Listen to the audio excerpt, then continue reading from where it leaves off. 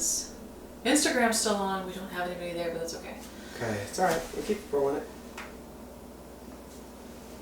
All right, we're almost back. We gotta wait. Make sure we get confirmed that we're back and that the audio is working. Hillary's gonna play with that.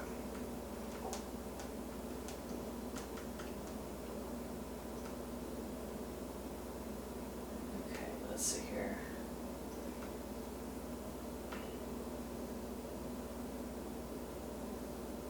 Hey, all right. It's good. It's good this time. Thank you, Adam. Appreciate that. Now that we know that we're ready to roll. Start over? Yeah. Give me just a second. All right. Take two. Take two on the watch party. This. Hey, I hear myself. Ah, we're back. Okay, fantastic. Take two. We've never done 2 takes in one night. And this is also our 3rd video. And we're gonna cut something out in just a minute, but yeah, okay. this was a mint chocolate chip. Stay tuned for that recipe. That we did. Oh, so freaking good. That one took about 3 tries to get really, really right, to get the chocolate just exactly the way we wanted it. It's really, really, really good. Yep. And then, what was this one called? This was the blackberry lemon? This was lemon. the blackberry lemon jewel. It's a little water. It was the first one that was done. We've had a little bit to drink on it. Yeah, it's on crushed ice as well. Yeah, well, so fine. That's what happens. So... Okay. Okay. We're starting over. Start over. Take 2. Hi. Good evening. I'm Tim Niddle with Distilled Living. This is day 22 of Crazy Cabin Fever cocktails. We're doing a red hot cocktail. And actually, I'm going to make a double because when we were developing this recipe, we had 2 different kind of ideas and profiles in mind. So I'm going to build it all as a double, and then I'm going to add the final ingredient when I split it at the end and make 2 different flavor profiles. So we'll talk about how to do a mocktail version of this as well. So I'm going to start with my shaker. Now, you know, I normally like to put my hard ice right into the shaker to get started. That's the classic way of doing it. But because I'm making a double, I don't want to overpack it with ice and have liquid flowing out of it. So I'm going to add the ice at the end.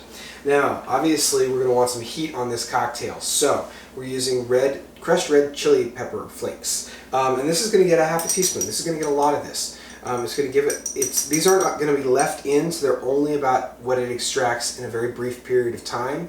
If you were to let this sit, if you were to build this cocktail in advance, you use far less quantity of this. So that's the first cocktail's worth, and second cocktail's worth. Now obviously we need our cinnamon element, and this is going to be 1/4 teaspoon. So it's first cocktail's worth and second cocktail's worth. Now onto the simple. When we're trying this, really the cinnamon and all the other elements just enhance the sweet so much it doesn't need a lot of simple. So it's going to be 1/4 ounce per cocktail. I'm just going to go ahead and double it up to 1/2. Put that right in there. And then makers. I like the wheated for this because the cinnamon to me and the rye just wouldn't be a good combination. The mentholy and herbaceous on top of the cinnamon and the heat that we already have. So makers to me was the natural choice with that little bit of softer character. And 2 ounces. It's going to be a nice generous cocktail. First cocktail. Second cocktail. Okay, so now that I've got my liquid in there and I know how much I have, I'm going to carefully add my ice. I might splash just a hair and I'll try to minimize that. Okay. Cool. And now, yep, see I splashed just a little bit. Sorry. I'm going to shake this. It's going to take a lot of work. Just really get the cinnamon to integrate properly at the beginning. Just takes some serious effort. But the cinnamon will precipitate out of this later if you don't drink it quickly enough, right? This is not faked up. This is real cinnamon, and so this is a quicker drinking cocktail than some of the others that we've put together, like the Manhattan or the Sazerac. Okay, so I know that was a lot of work. Now I have those chili flakes, and I have to get those out.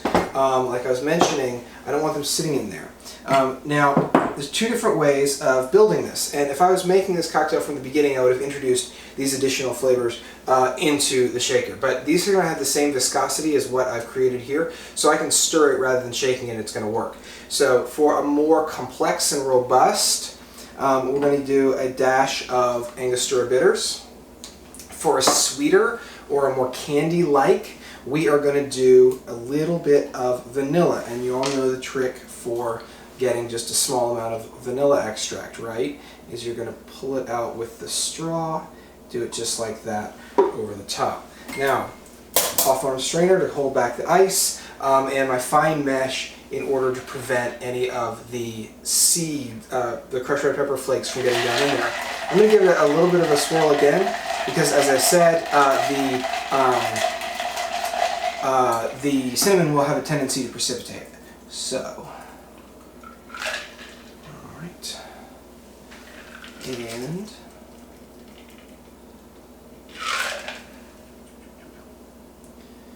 over here, make sure that I get them nice and even.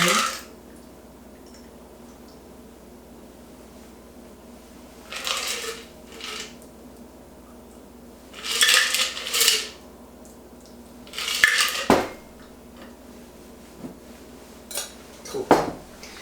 This needs to get a stir. So I'm just giving it a classic stir there. Or, if you want to be fancy, give it a stir with a cinnamon stick. Put that right on the side there. So I've got two variants on a red hot and spicy cocktail. The Angostura was my preference, so that's what I'm going with. It's really good. It is meant to be consumed a little quicker. It's got some good fire on it, some good heat on it, but that is really, really nice. Now, if you want to make a mocktail version of this, I recommend, just like in a lot of our mocktails, subbing out your bourbon with Elmwood in. Either use Southern Pecan or this one that they were very generous to send us. This is the Kentucky blend. This really, you don't get that little bourbon kick on it. You're missing some of the flavors, but really this comes very, very close. It's an amazing approximation. It's probably the most non-traditional way of using tea and making a tea drink ever, but it's quite good and very much worthy as a mocktail. So we brewed it up. I'm not going to make it for you because it's exactly the same recipe, but we brewed it up into a measuring cup there so that we could put it right into a drink and go from there. So there you go. Variations on the Bourbon Red Hot. Cheers. And as always, we will have the recipe online later on distilled-living.com. And then also we're going to have a high resolution version uploaded as well. So we will see you again next Wednesday. We don't have a specific drink picked out for next Wednesday yet, kind of like we have so far, kind of winging it a little bit. Yep. We have some ideas. We got a drawing board that we can go to, but if you have any ideas, send them our way. I'm going to do a little extra at the end that I'm going to cut off later, so this is only available for the live people. Do you want to show them the comparison between like the color of the Maker's Mark and the tea? Yeah, it's really interesting. So if you look at the color, right? See how close that is? Because the color in both of these comes from tannins, right? Which are found in a whole lot of plants, particularly concentrated in tea leaves. So we've got oak trees, we've got tea tree leaves, which are giving us this character here. And they're just really similar, which means that they do a lot in terms of getting similar flavor profiles put together as well. And tannins are what, if you're not careful, give you bitterness in either one of those, right? In bourbon, if you don't season your oak long enough, you get those long, hard tannins, you get a lot of bitter character, you get a lot of extra bite. And in tea, if you overbrew black tea, you get that same type of character and that same type of dry astringency. So you get a lot of compatibility substituting these ways. Especially for cocktails where you're using other ingredients. Like obviously bourbon does not taste the same as tea, but it's a great substitute for mocktails is what we're finding. Bringing in vanilla, bringing in sweet, bringing in some of those other flavors. You could introduce some smokiness to it if you wanted to. You could really play with that and get it very comparable minus the alcohol. Cool. Yeah. Good night, everybody. Good night. See you next week.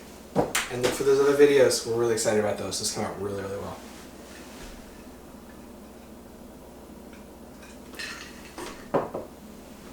That's really good.